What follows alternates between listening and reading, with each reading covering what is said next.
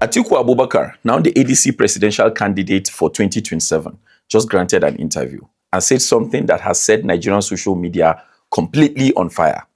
He said if elected president, he will restore fuel subsidy. And President Tinubu, while receiving Governor Adeleke at Aso Villa, responded immediately. His exact word, I saw one of my opponents now say he will go back to subsidy. I read it. That is a demonstration of serious ignorance on governance and the economy. Serious ignorance. That's what he called it. Now, let's unpack everything happening right here, because there are multiple layers to this story. First, what exactly is Atiku proposing? Because this is important. Atiku unveiled a new petroleum subsidy model, not a return of the old subsidy system, but a targeted, capped, and independently audited production subsidy, specially for domestic refineries. So he's not saying bring back the old subsidy exactly as it was. He's proposing a restructured version. But here's the thing. Whether his model is perfect or not almost doesn't matter right now. Because what Atiku did with that announcement is go straight for the hearts of every ordinary Nigerian who is bleeding from the pain of fuel at 1,300 naira per litre. He heard the cries of the people and made it, the counterpiece of his campaign. Whether his intentions are pure or this is pure political calculations, and honestly, knowing Nigerian politics, it could be both. The people are already happy to hear it. And that will win him some hearts. In fact, a lot of them. Now, let's play the president's response. I saw one of my opponents now say he will go back to subsidy.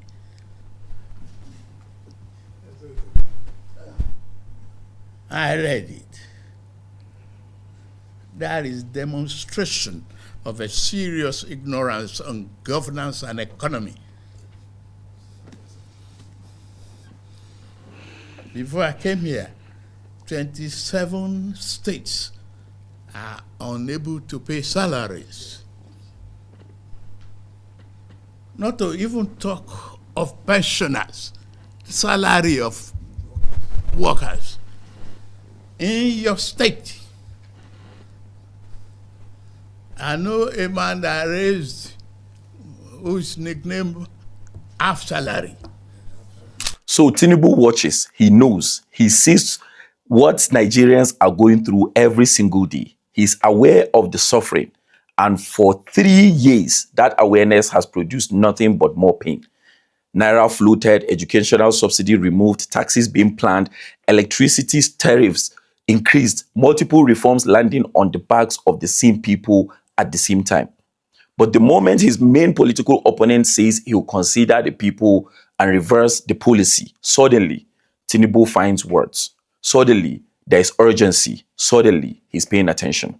Now, I'm calling Atiku ignorant because he wants to reverse, a policy that has made life unbearable, and expensive for 250 million Nigerians is not economic wisdom. It is arrogance. If the policy is truly working, if the paper economics are producing real results for real people, then show us the results. Explain them. Make Nigerians feel the benefits. Don't insult the man who is speaking to our pain. It doesn't make sense. Now, this is my fundamental problem with this administration. Tinubu governs on paper. Whatever the economic textbook says is correct, he implements it, regardless of the human costs. And yes, I know the arguments for subsidy removal. I understand them. The subsidy was being stolen. It was unsustainable. Other countries have done it. I know everything. But governance is not a textbook exercise. You are governing real human beings. People who wake up every morning and calculate whether they can afford to eat and transport themselves to work in the same day. People who were already struggling before 29th of 2023 and have not known a single day of economic peace since the moment Tinubu said subsidy is gone. Before he even sat down in the office, before studying the ground, before preparing relief measures, before planning any alternatives to cushion the blow. The decision was made, and Nigerians have been paying for it ever since. The presidency called Atiku a man of archaic past and said that his proposal was ill-conceived. But here's my question. What is more ill-conceived? A man proposing a restructured subsidy model, or a government that removed the one thing that is keeping fuel affordable for ordinary Nigerians overnight, floated the naira, removed educational subsidy, and now planning to add more taxes, all while borrowing more than any administration in Nigeria's history with minimal visible capital projects to show for it. You said states couldn't pay salaries before you came. How many states still struggle today?